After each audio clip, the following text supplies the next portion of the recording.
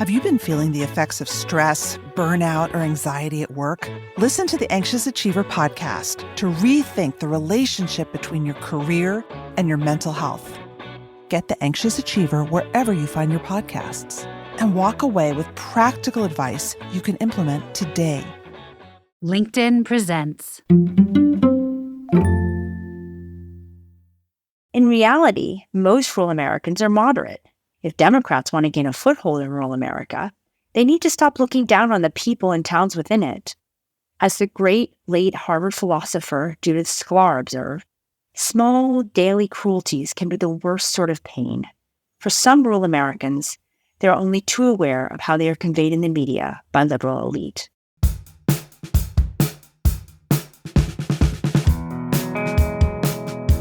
It's Thursday. I'm Michael Kovnat, and this is the Next Big Idea Daily. So you may have heard there was an election in this country a couple weeks ago. Maybe you even voted in it. Well, good for you. And since then, you may have seen the many think pieces and podcasts attempting to understand why what happened. Well, even before the election, observers were noticing some shifting politics in our country.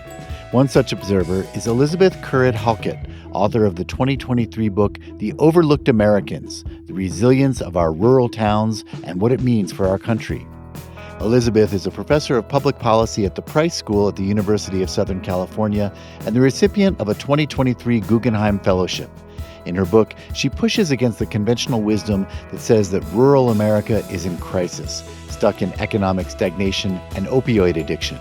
Those problems are real, she says, but the stereotype obscures a much richer and more complex reality. Here's Elizabeth to share 5 of her key insights.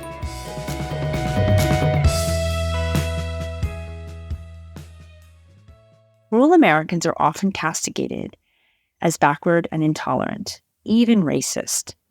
But in my conversations with rural and urban Americans, I found they shared many common values around equality, democracy, the environment, and the importance of family. Statistics back these observations up.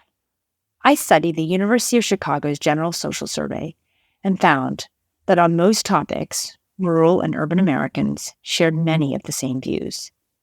In fact, rural Americans were as tolerant and supportive, if not more, of social policy towards the uplifting of women and the Black community.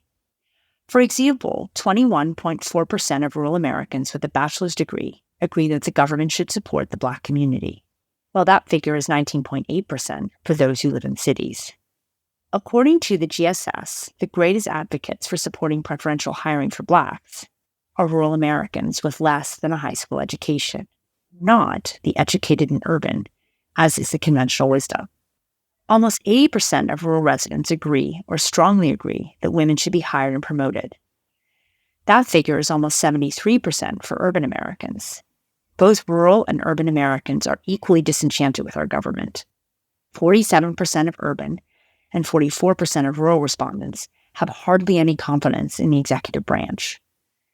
Rural and urban Americans are similarly religious and similarly spiritual.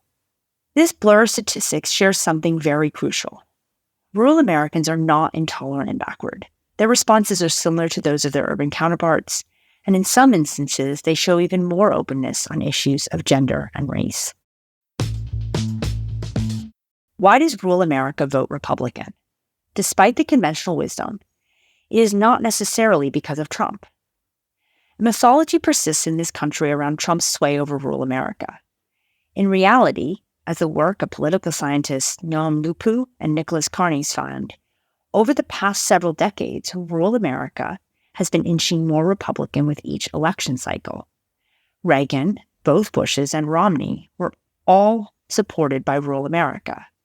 The question might not be whether rural America is voting against its own interests, but rather what interests rural America is voting in favor of. Culture matters a lot. Equally important is making potential rural voters feel like they belong. Wokeism, zealot progressivism, and the superiority of the meritocracy alienates rural Americans. Rural Americans I spoke to expressed reservation towards being told how to think and what to say. As one man from Missouri expressed to me, "The truth is, Elizabeth, we don't feel left behind. We want to be left alone." Rural Americans just want to be treated with respect. No one owns rural America's vote. While over the last several decades, rural Americans have tended to vote Republican, we assume incorrectly that all of these votes are cast with strong emotion. In reality, many rural Republicans, like many Democrats, vote for the party out of habit and generalized support. In reality, most rural Americans are moderate. If Democrats want to gain a foothold in rural America, they need to stop looking down on the people and towns within it. As the great late Harvard philosopher Judith Sklar observed, small daily cruelties can be the worst sort of pain. For some rural Americans, they are only too aware of how they are conveyed in the media by liberal elite. For the most part, rural Americans are doing just fine. Rural Americans may have voted for Trump, but not because they are angry and poor. Despite the conventional wisdom, data on rural America's median income, home ownership, and unemployment, basic markers of economic quality of life, show that they are doing as well, if not better, than their urban counterparts. Even if we look at the jobs powering rural America, we find that many of the professional and knowledge-intensive industries, such as finance and technology, have made their way into rural America, suggesting that these two geographies may not be so distant after all. For example, unemployment rates are, across the board, lower in rural America. Home ownership is almost universally higher in rural America, and inequality is less in rural America. Taking into account the cost of living, rural American median incomes are on par with our cities. Despite the increased importance of college degrees, many rural Americans are carving a life out for themselves, buying a home, raising a family, and making a decent money without one.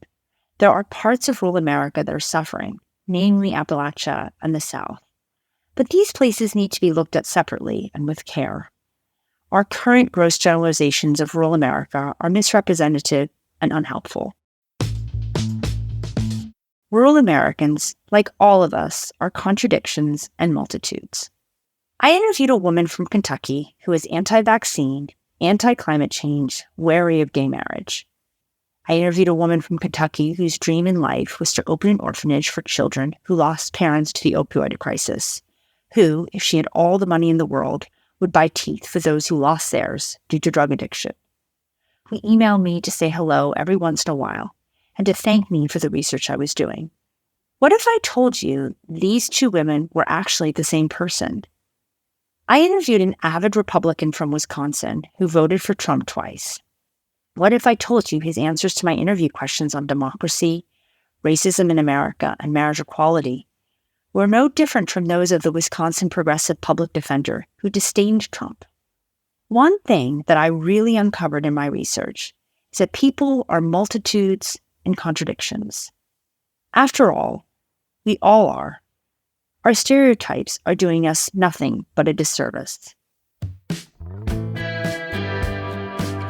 Thank you, Elizabeth. Okay, everyone, if you got something from today's show, how about giving us a rating or review in your podcast player to help others find it? And remember, if you want to have big ideas like this right in your pocket, head over to the App Store and download our Next Big Idea app. I'm Michael Kovnat. See you tomorrow.